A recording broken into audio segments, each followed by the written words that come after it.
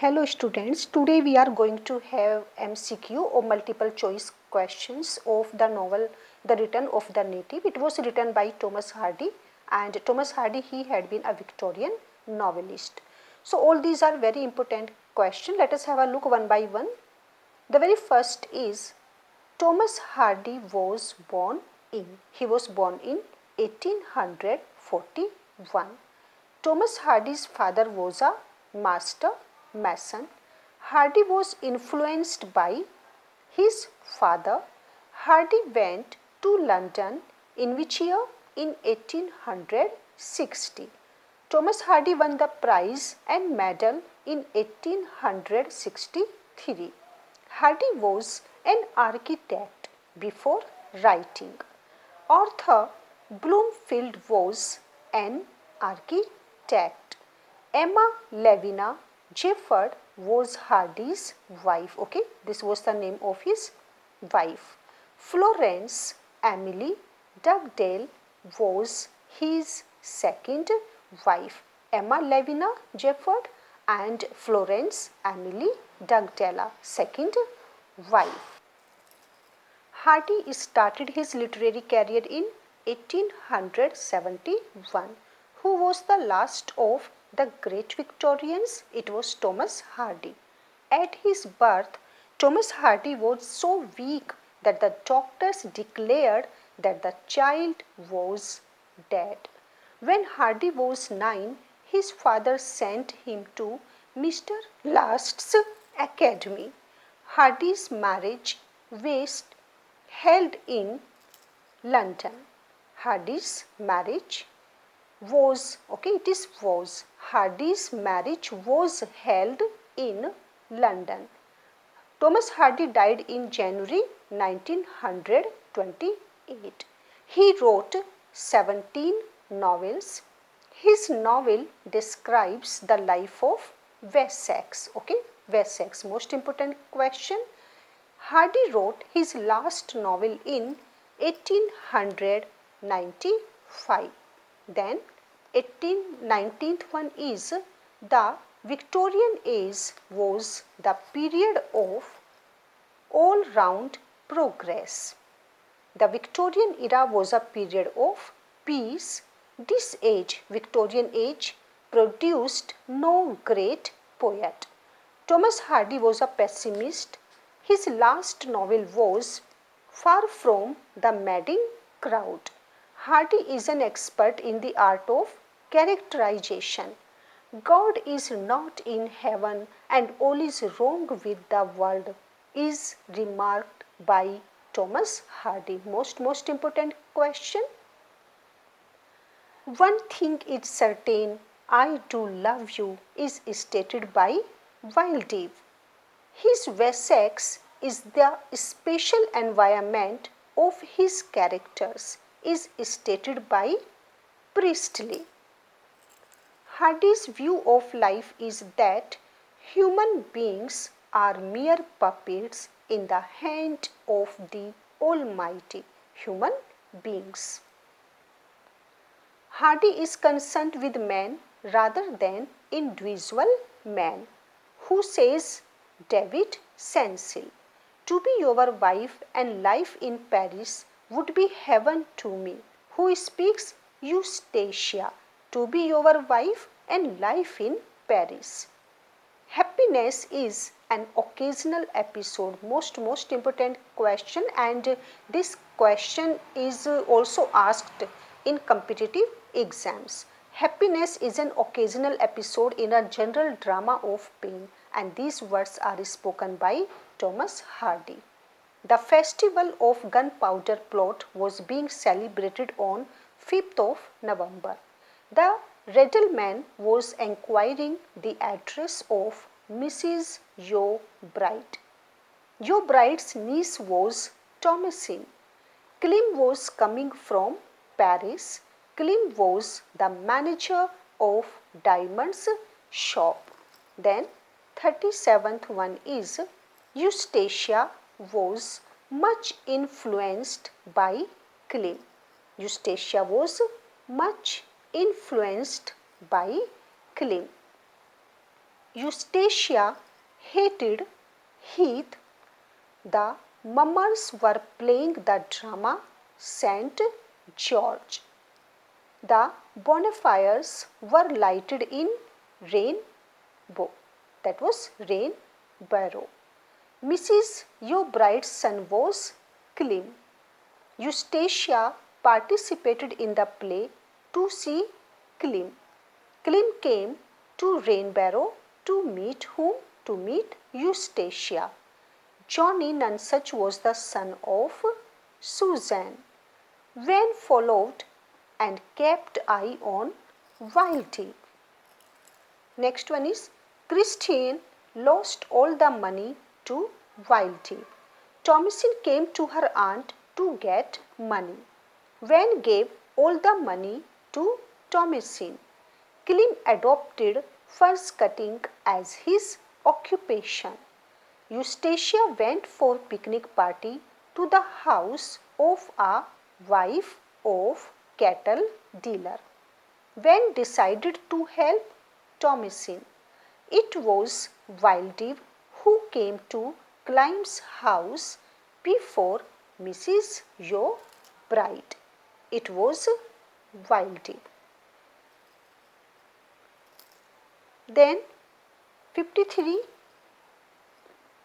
Clem saw in his dream his mother. Wildy got £11,000 from his uncle in Canada. 55. Who told Clem about the visit of his mother on the day of her death? Christine. A father man with ready hair. A father man with ready hair. Who is described in this line? Christine Cantor. My Tamsy, what can be done? Yes, I will see that Eustacia Y is spoken by Van. I will not be beaten down by an inferior woman is spoken by Eustacia. I will never give him up. Never is also spoken by Eustacia.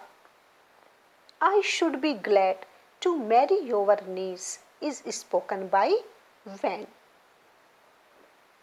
Next one is 61. I say Sam, she and Clem Yeobride would make a very pretty pigeon pair he is spoken by Humphrey. He wished to marry me and I wish to marry him is spoken by Thomasin. If I am not made safe from sneers in a week or two, I will tell him myself. Who said it? It was said by Thomasin.